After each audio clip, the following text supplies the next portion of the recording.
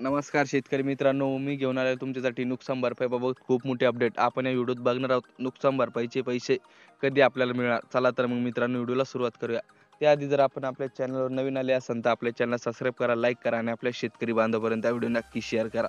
या जिल्ह्यात नुकसान भरपाई मंजूर, येथे जिल्ह्यांची यादी चेक करा. चला तर मग मित्रांनो बघूया. 2025 या वर्षात झालेल्या अतिवृष्टी, अवकाळी पाऊस आणि पुरामुळे राज्यातील शेतकऱ्यांचे मोठे नुकसान झाले होते. आता या बाधित शेतकऱ्यांसाठी महाराष्ट्र शासनाकडून एक अत्यंत दिलासादायक बातमी आली आहे. सरकारने 8 जिल्ह्यांमधील नुकसानासाठी नुकसान भरपाई निधी मंजूर केला आहे, ज्यामुळे बाधित शेतकऱ्यांना काही प्रमाणात आर्थिक आधार मिळणार आहे. प्राथमिक अंदाजानुसार राज्यात सुमारे 39 लाख एकर शेतीचे नुकसान झाले असून शासनाला नुकसानासाठीचे 3,000 कोटी रुपयापेक्षा जास्त निधीची तरतूद करावी लागणार आहे. नुकसान भरपाई मंजूर झालेले जिल्हे. पहिल्या टप्प्यात खालील 8 जिल्ह्यातील शेतकऱ्यांसाठी नुकसान भरपाईचा निधी मंजूर करण्यात आले आहे. तुम्ही यापैकी कोणत्या जिल्ह्यात आहेत ते त्वरित तपासा. विभाग: नागपूर विभाग. जिल्हे: नागपूर जिल्हा, वर्धा जिल्हा, चंद्रपूर जिल्हा. कोकण विभाग: रायगड जिल्हा, रत्नागिरी जिल्हा, सिंधुदुर्ग जिल्हा आणि इतर. हिंगोली जिल्हा, सोलापूर जिल्हा. विभागानुसार मंजूर निधीचा तपशील.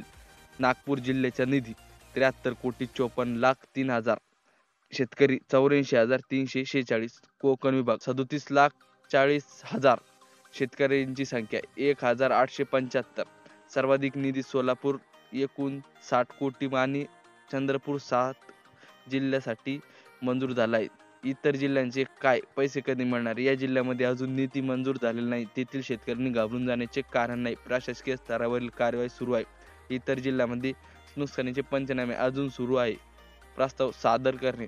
नोव्हेंबर महिन्याच्या अखेरीस हे सर्व प्रस्ताव शासनाकडे पाठवले जातील. अपेक्षित ऑक्टोबरच्या शेवटच्या आठवड्यात निधी वितरित होण्याची दाट शक्यता आहे. दिवाळीपूर्वी मिळणार दिलासा. शेतकऱ्यांना बांधवांना दिवाळीपूर्वी ऑक्टोबर महिन्यात ही नुकसान भरपाई त्यांच्या बँक खात्यात जमा होईल अशी अपेक्षा आहे. त्यामुळे सणासुदीला आर्थिक आधार मिळेल.